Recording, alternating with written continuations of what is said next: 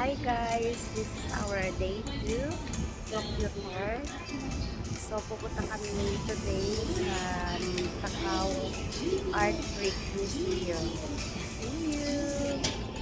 Habang naghihintay kami ng pangalawang train na aming sasakyan, nakaka-amaze makita ang train na sakay ang gasolina. Ewan ko, hindi ko confirm kung gasolina yan, pero sabi nila gasolina nga. So, we are alive! Ito, pictures! So, guys, imagine, ang kahoy na rin, pinutol siya ng, 1772, pinutol siya ng 1978. So, ang lapad niya, diba? So, more here.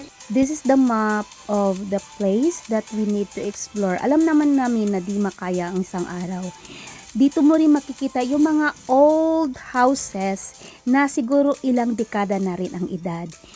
So, hindi rin natin pinalampas ang mga shop, mga souvenir shop na kung saan pwede kang makabili ng mga cookies at kung ano-ano pa.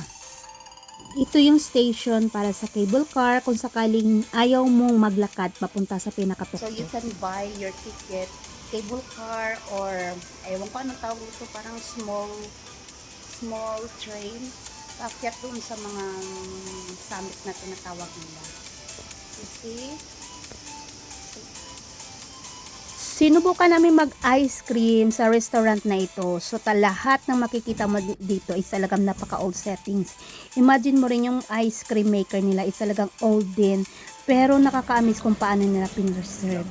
Guys, pag kayo napagawi dito, soda flavor ang i-order nyo dahil napakasarap. Di maganda ang panahon ng gumala kami, pero dahil sa Lakwatsera tayo, alagora lang mga kabisdak. So, pinasok na rin namin ang Takao 599 Museum. Free lang po ang entrance dyan, pero nakaka-amaze kung ano yung nasa loob. May short movie sila na pinapalabas. Dito pinapakita kung ano yung mga hayop, kung ano yung nangyayari sa Takao sa bawat season. Come and visit Takao, swak sa budget at talagang napaka-educational ng tour na ito para sa pamilya. Try nyo po at hindi kayo magsisisi. Hindi tayo pwedeng uuwi na hindi tayo dumaan dito sa Art Brick Museum ng Takao.